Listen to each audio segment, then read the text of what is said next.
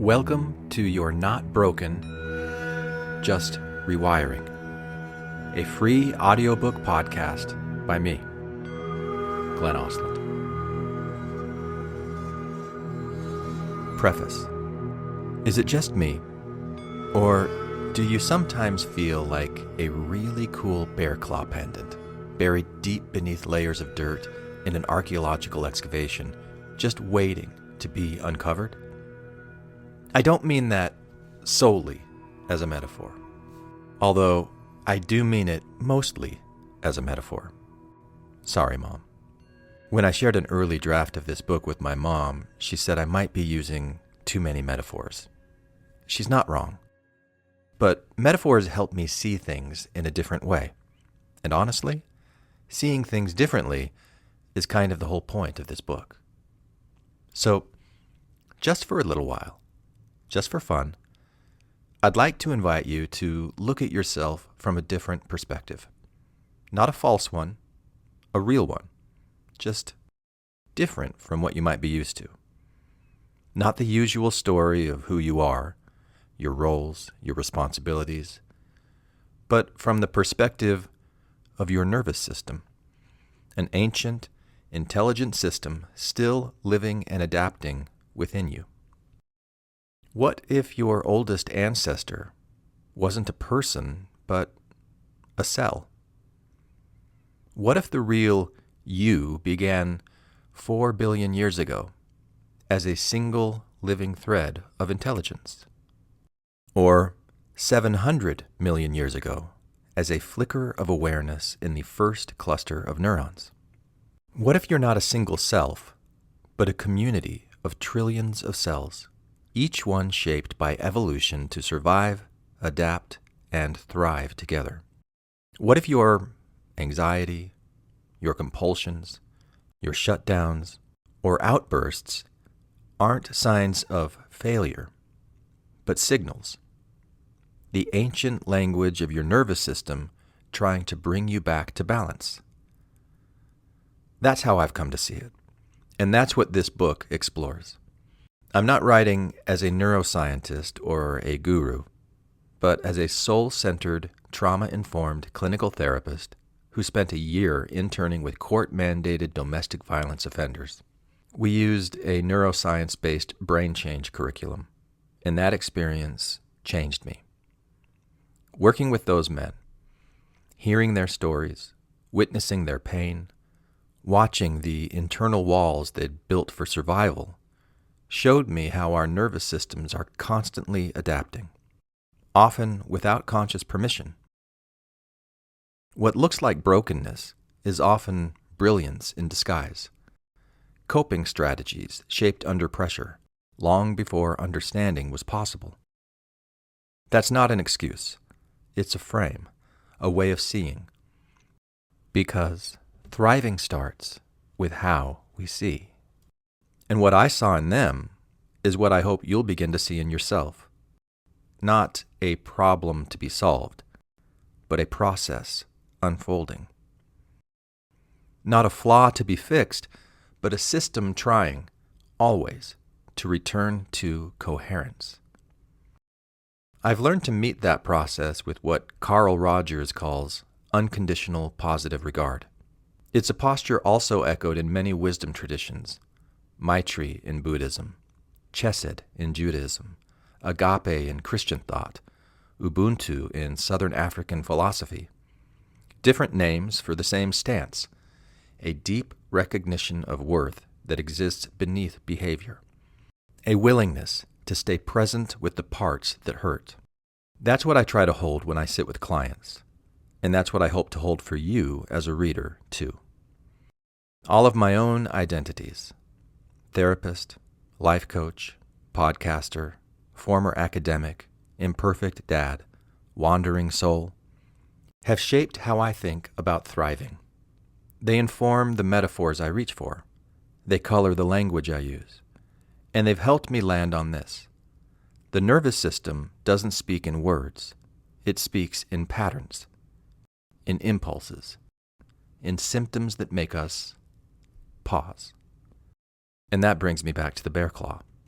Years ago, I visited an archaeological dig at Bear Lake in southern Utah. I expected something exciting, but what I saw was slow, gentle. The archaeologists weren't digging with shovels, they were brushing away sediment with delicate, whisper-soft bristles. Swift, swift, swift, swift, yawn. Then they'd sift the loosened soil through a screen, searching for something tiny and precious. Hours of effort, not much reward, until one day they uncovered a Native American bear claw pendant, small, beautiful, ancient, and worth every swift. I think about that a lot. The way thriving doesn't come with shovels. The way we brush, sift, pause, repeat. Not because it's dramatic, but because it's deliberate. Because something essential is waiting beneath the surface. Not to be corrected, but uncovered, appreciated, loved for exactly what it is, no matter how long it's been buried. Isn't that what therapy is like too? Layer after layer, habit after habit, each one shaped by lived experience, some helpful, some not, all trying to help us survive.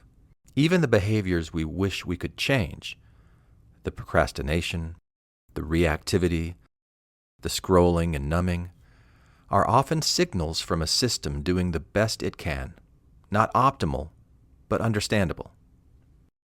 When I can see people that way, through the lens of adaptation instead of pathology, it changes how I respond. It softens judgment. It invites curiosity. It helps me feel safer in my own system too.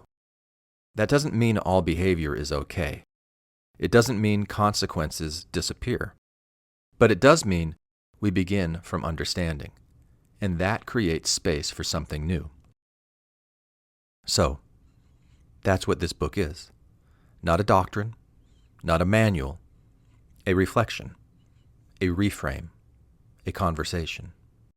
Between neurons, between stories, between the parts of you that want to thrive and the parts still holding on. You'll find metaphors here. Also, neuroscience, folklore, psychology, speculative ideas, a few theories, a lot of questions. Some of it is grounded in research. Some of it stretches toward possibility. Because I tend to think more in terms of function than strict form. That distinction between what something is and what it does will come up a lot in this book. So, if you feel something stir while reading or listening, pay attention. If something annoys or resonates or confuses, notice that. That's your nervous system talking. There's no wrong way to read this book. Your response is the point. Because you're not broken, you're rewiring. And somewhere beneath the surface, something beautiful is waiting to be loved. Author's note: how we got here. Sometimes life gets a little bumpy. I was 14 years old, rafting the Upper Salt River in Arizona with my Boy Scout troop when our raft flipped. Before we even reached the infamous Quartzsite Falls, a steep drop too dangerous to run, we were in the water, tumbling, disoriented, no up, no down, just current. I remember the river guide's safety talk before we got on the water. If you fall in, don't panic. Grab the rope. Hold the raft until it calms. If you're feeling brave, pull yourself up on top and ride the rapids out from there. So I tried. I grabbed. I climbed. I slipped. I went under. No breath, no bearings, no way to simply don't panic. And then that old phrase surfaced in my mind. Heavenly Father, please. A prayer I had practiced for years. And then something shifted. I stopped fighting, and the river, in its strange wisdom, carried me into an eddy, a swirling pocket of calm at the edge of chaos. I caught my breath. I reset. Eventually, I made it back. We portaged around Quartzsite Falls that day, disassembled the raft, hauled it over the rocks, rebuilt it on the other side. It took hours. But life hasn't always given me that option. When the bigger drops came later, divorce, job loss, faith crisis, I didn't get to portage. I went over and through and down, churning and churning again and again. And I'd be lying if I said I don't still feel it. This book is for anyone who's been there, in the churn, when the path disappears, when the person you thought you were no longer fits. I never planned to become a therapist, or a podcaster, or someone writing a book like this. I started out as a folklorist.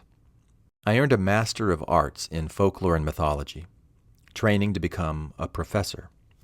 I studied how stories function, not just what they say, but how they shape identity, encode survival strategies, and carry wisdom across generations.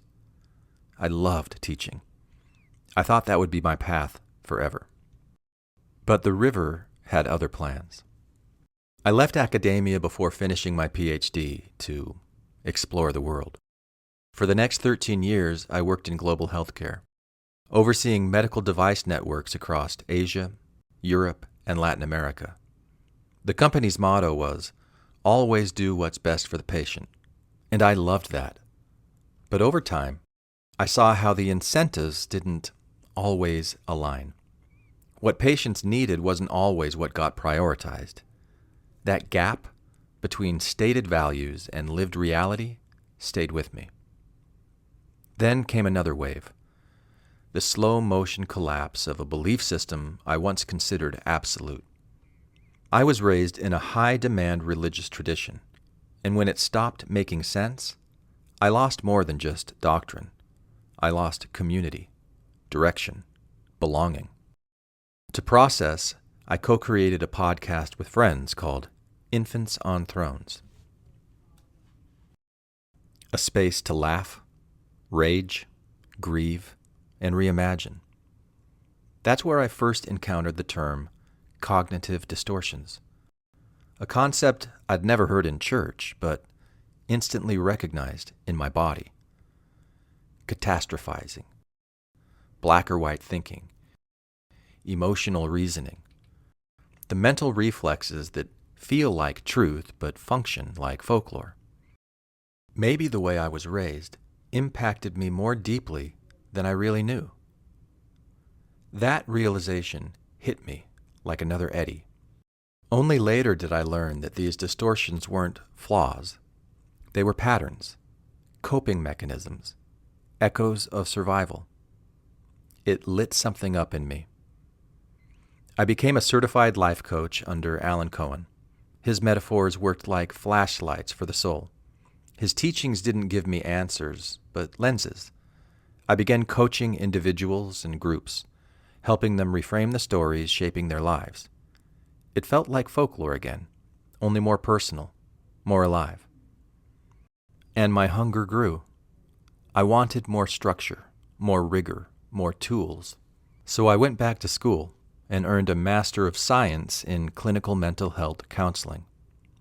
For my internship, I worked with domestic violence offenders in a neuroscience-based brain change program, 3 nights a week, group after group, story after story. And something happened I didn't expect. I saw myself in them. Not in their actions, but in their patterns, in the unresolved trauma, the overlearned defenses, the struggle to pause and reflect before reacting. And I realized what looks like brokenness is often adaptation, an intelligent system doing what it was wired to do with the resources that it had at the time. That insight rewired something in me, not overnight, not all at once, but enough to reshape the way I listen. Enough to inspire this book. This isn't a memoir, and it's not a manual. It's a spiral, a journey through glitch and signal, story and symptom, myth and mind. A conversation between the folklore you inherited and the nervous system that inherited you. It's a pause, a breath, a space to consider what's happening, not as failure, but as transformation, not as brokenness, but as rewiring. So, if you've ever gone over the falls, if you've ever tried to hold on but lost your grip, if you've landed in unfamiliar waters wondering who you are now, you're not alone. You're not broken. You're just rewiring. Always.